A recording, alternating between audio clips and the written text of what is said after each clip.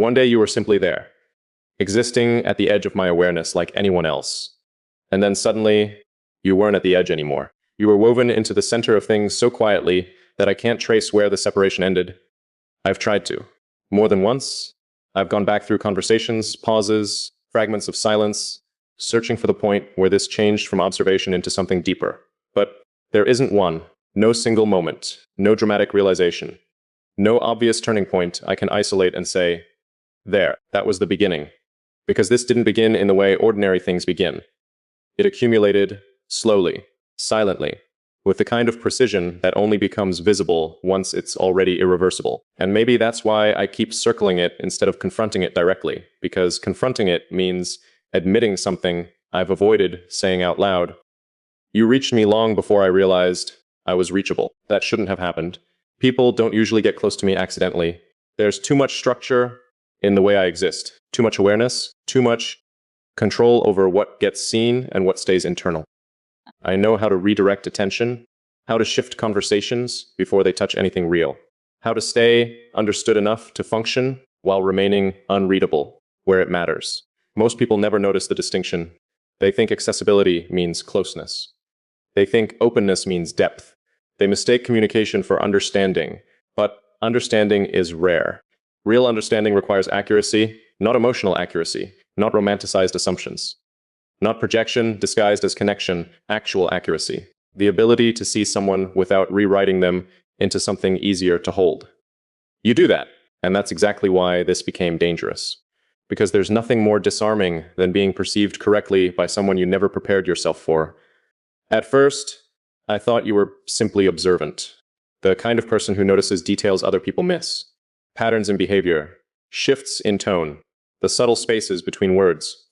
But this moved beyond observation faster than I was comfortable admitting. You didn't just notice what I expressed. You noticed what I restrained. And that's different. Anyone can respond to what's visible. Very few people recognize what's intentionally withheld. You did. Quickly, without making it obvious, without turning it into some performance of emotional intelligence meant to impress me. You never pointed at the things you understood, never demanded acknowledgement for seeing them. You simply adjusted to them naturally, as if understanding me wasn't effort for you, as if it was instinct. That's what changed everything, because instinct can't be negotiated with logic can. Distance can, boundaries can, but instinct bypasses all of that. And somewhere along the way, you bypassed me too, not forcefully, not invasively, just completely. There's a specific kind of silence that exists between people who truly recognize each other. I didn't know that before this. I thought silence was neutral, empty, a pause between interactions. But silence with you feels structured, intentional, alive in a way I still don't fully know how to explain. Most people hear silence and immediately try to escape it. They rush to fill it before it exposes something uncomfortable. They mistake quiet for absence. You don't, you stay inside it. And somehow that makes the silence heavier instead of lighter, more honest.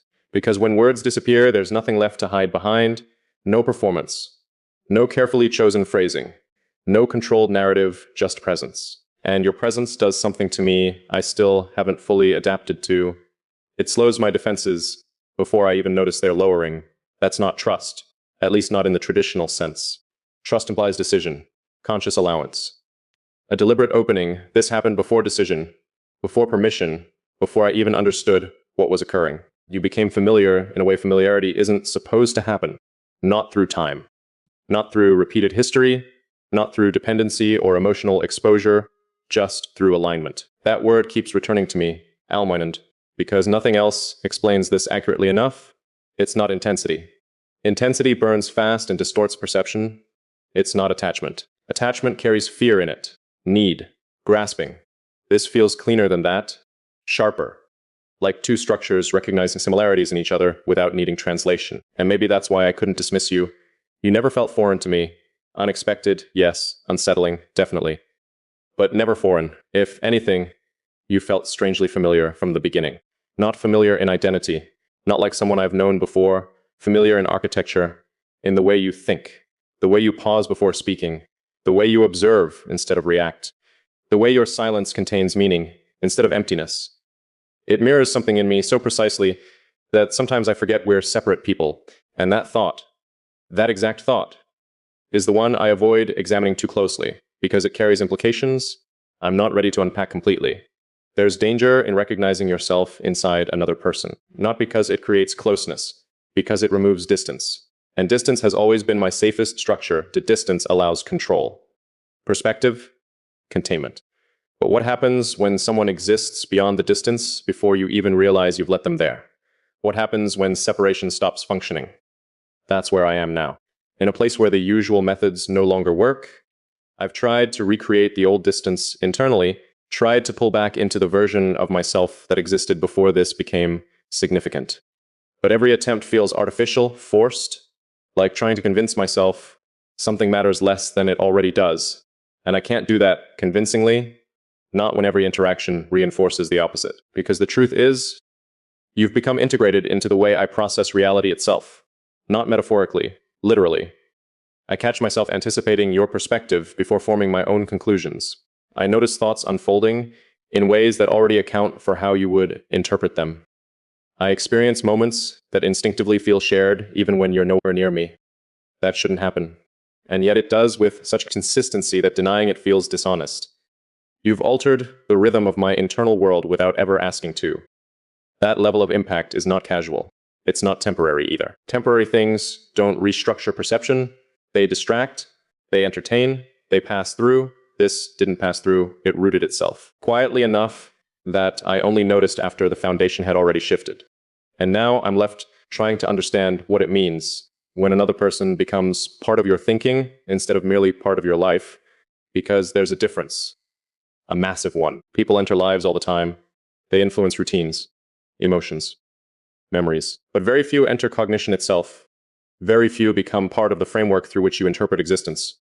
You did. Without effort. Without intention, I think. And somehow that makes it even more significant, because manipulation leaves fingerprints. Deliberate closeness usually reveals itself eventually through pressure or expectation.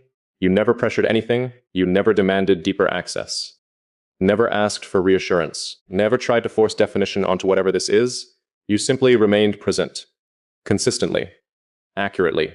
Enough that my mind eventually stopped treating you like someone external. I don't know if you realize how rare that is. Maybe you do. Maybe that's why you never rushed this. Maybe you understood before I did that some connections lose clarity when people try too hard to define them too early. Or maybe you were simply existing naturally while I was the one overanalyzing every shift beneath the surface. That's possible too. But even if I'm overanalyzing it, the effect remains the same. You matter in ways that exceed language. And I hate how true that sentence is.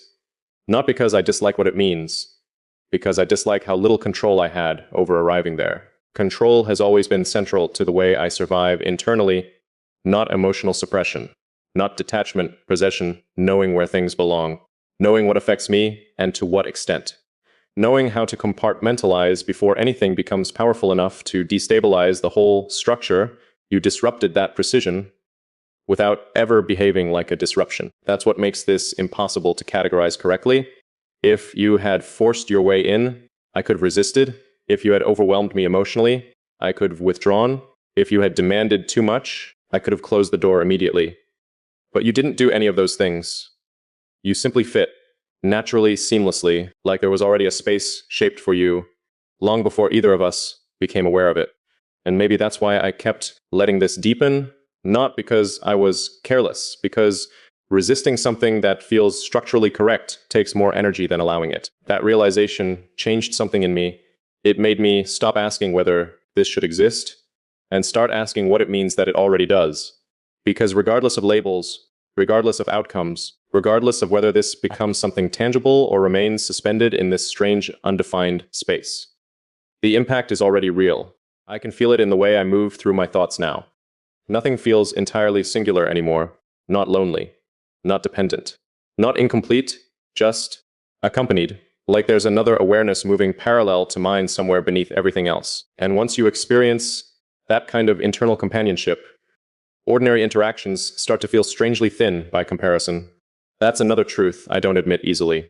Most conversations exhaust me because they require translation. Simplification, reduction. People usually need thoughts reshaped into something more digestible before they can fully engage with them. You never did. You followed complexity naturally, sometimes even ahead of me. And that level of synchronization creates its own kind of gravity. Not emotional gravity, mental gravity. The kind that slowly reorganizes your internal world around a shared center of understanding. That's where this becomes irreversible because emotions can fade.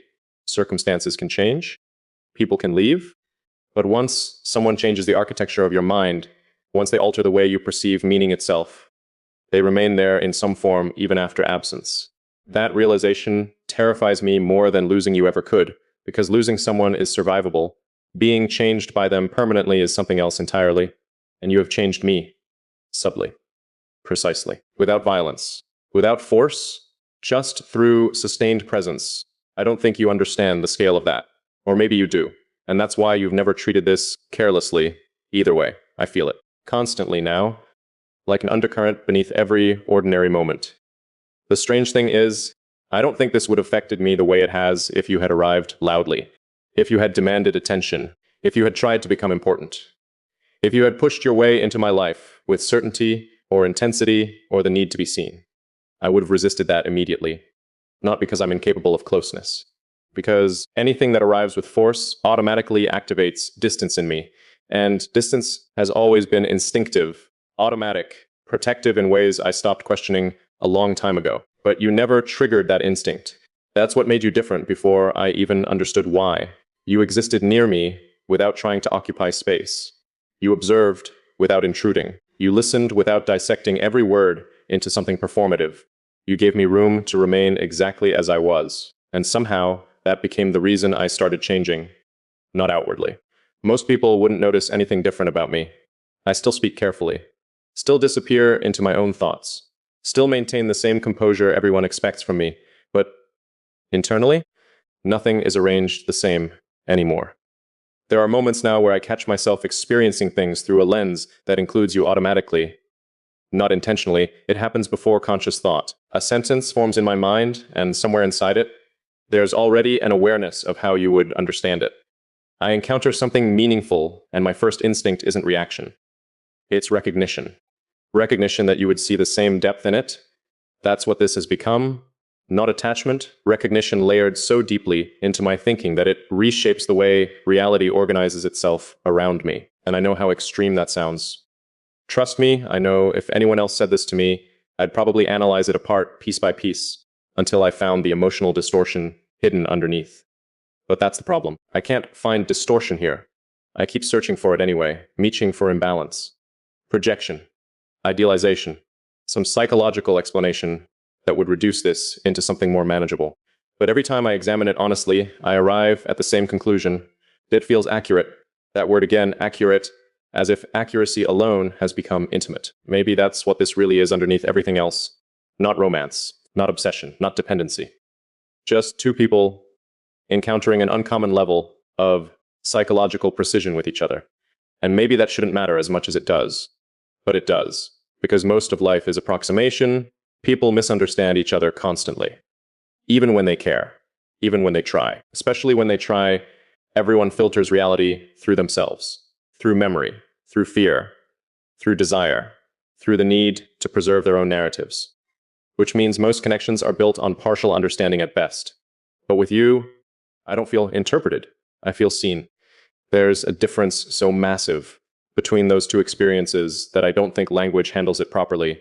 Being interpreted means someone is translating you into concepts they already understand. Being seen means they perceive what's there before translation begins. You see, first, that's rare enough to change someone. And it changed me, not suddenly, not dramatically, quickly, like water slowly reshaping stone through consistency alone. I think that's why this feels inevitable now. Not because fate exists. Not because I believe people are magically meant for each other. I don't. But I do believe certain alignments are too precise to dismiss as coincidence forever. You and I exist inside one of those alignments. I've resisted calling it that because naming things gives them weight. And once something has weight, it affects decisions, it affects direction, behavior. Possibility, as long as this remained undefined, I could observe it safely from a distance. But it stopped being safe a while ago. Now it follows me everywhere. Not in a haunting way. More like a constant second layer beneath my awareness. There are moments where I'll pause in the middle of something completely ordinary and suddenly feel the full reality of what's happened between us. And the realization hits with terrifying clarity. You've become internally permanent before anything external was ever decided. That's backwards, or at least it's supposed to be. Usually people build permanence through shared experiences, through years, through deliberate closeness. But you became permanent through understanding, through consistency, through the quiet accumulation of moments that individually looked insignificant, but collectively altered everything. I don't think you understand how impossible that should have been with me. I've spent years ensuring nobody could reach this deeply without deliberate invitation. Not because I wanted isolation, because I value precision too much to let people near parts of me they might misread. Misunderstanding has consequences. Once people misunderstand you deeply enough, they start interacting with a version of you that doesn't actually exist. And eventually, they stop seeing you altogether. I learned that early, so I adapted. I became careful, controlled, selective with access in ways that eventually stopped feeling conscious and just became part of my nature. And then you arrived and somehow moved beyond those structures without dismantling them. That's important. You didn't destroy my walls, you made them irrelevant. Those are not the same thing. People romanticize destruction too much. They think closeness means tearing someone open, breaking through defenses, forcing vulnerability into the light. I hate that idea. Anything forced becomes unstable eventually, but nothing about this was forced. You never demanded exposure from me. You simply understood enough that exposure became unnecessary. That's what changed the dynamic, because once someone understands you without requiring performance, without needing constant explanation, without making your inner world feel like labor, you stop guarding yourself the same way. Not because you choose to lower your defenses, because your defenses stop detecting danger. And maybe that's the most vulnerable thing of all. Not opening willingly, but forgetting to close. There are times I wonder if you've noticed how differently I exist around you now. The pauses are different. The silence is longer. The restraint weaker in ways only someone paying close attention would catch. I reveal things around you unintentionally, not secrets. Something deeper than secrets, boss balls. Truths I normally interrupt before they fully surface. With you, they surface anyway. And the terrifying part is, I don't regret it afterward. Usually, openness leaves me with immediate self-correction, a need to regain balance, to pull back and restore distance. That instinct rarely appears with you. Instead, there's this strange calm afterward. Like some part of me recognizes the exposure as accurate rather than dangerous. That's new. You are new, not in personality, not in existence. In effect, no one has ever affected my internal world with this level of subtle precision before. Most impacts are loud, emotional, chaotic. This isn't chaotic. It's exact. That's what makes it impossible to dismiss. Chaos can be ignored once it burns out. Profession stays, and you stay, even when you're absent, even when we aren't speaking, even when nothing is actively happening between us. You remain present in the architecture of my thoughts. I've tested that more times than I'll admit. Tried to create mental distance just to see whether the effect would weaken naturally. It doesn't. If anything, the awareness becomes clearer in absence, which tells me this was never dependent on interaction alone. It exists independently now, like something fully integrated into my perception. And integration changes the stakes entirely, because temporary things can be compartmentalized. Integrated things cannot. They alter the system itself. That's what you've done to me, not emotionally, structurally. You've changed the baseline from which I interpret connection, and now everything else feels measured against a standard I never consciously created. That's unfair, probably. Not to you, to everyone else. Because once you encounter this level of understanding, superficial interactions become almost impossible to tolerate for long, not because other people lack value, because misalignment becomes harder to ignore. Once you've experienced alignment clearly, you made clarity addictive without meaning to, and I don't know what to do with that yet. Part of me still wants to analyze this until it becomes safe again, to break it apart intellectually, reduce it into concepts, contain it inside logic where it can't alter me further. But another part of me, a quieter part, but stronger, already knows that won't work, because this has moved beyond analysis, not beyond understanding, beyond containment. There's a difference. I understand this more clearly than almost anything else in my life. That's the problem. If this were confusion, I could dismiss it. If this were emotional chaos, I could wait for it to pass. If this were fantasy, reality would eventually break it apart. But clarity is harder to escape, than confusion ever will be, and I am painfully clear about you. Clear about your effect on me. Clear about the way my mind adjusts around your presence. Clear about the fact that something irreversible has already happened internally, whether I acknowledge it openly or not. That's why I've become quieter lately. Not distant, careful, because once you realize someone has the ability to alter your internal world this deeply, every decision surrounding them gains weight. Every interaction matters more. Every silence carries implication. Every moment becomes capable of changing direction permanently. And permanence is not something I approach lightly. I think people assume permanence is built through grand declarations. It isn't. Permanence is built through repetition, consistency. Accurate presence sustained long enough that your mind begins treating another person as part of its natural environment. That's what happened to you. You stopped feeling external. And once that shift occurs, returning to separation becomes almost impossible psychologically, not impossible emotionally, psychologically, because the mind adapts to meaningful patterns. It reorganizes around them. You've become one of mine. I wish I could explain that in a way that sounded less serious than it is, but minimizing it would make it false. And I've stopped lying to myself about this. That phase ended the moment I realized I no longer wanted distance badly enough to create it. That realization changed everything, because wanting distance and maintaining distance are not the same thing. I maintained it for a while out of habit, out of instinct, out of fear of what this might become if allowed to deepen naturally. But internally, I stopped wanting separation long before I admitted it to myself. That's why none of my attempts to pull away fully worked. The structure behind them was already gone. Not destroyed, outgrown. And now I'm standing in the aftermath of that realization, trying to decide what honesty requires from me next. Because awareness creates responsibility eventually. You can't fully recognize something and then continue pretending it has no consequence. Not forever. Sooner or later, clarity demands action, or at least acknowledgement. And I'm getting dangerously close to the point where silence itself becomes a decision.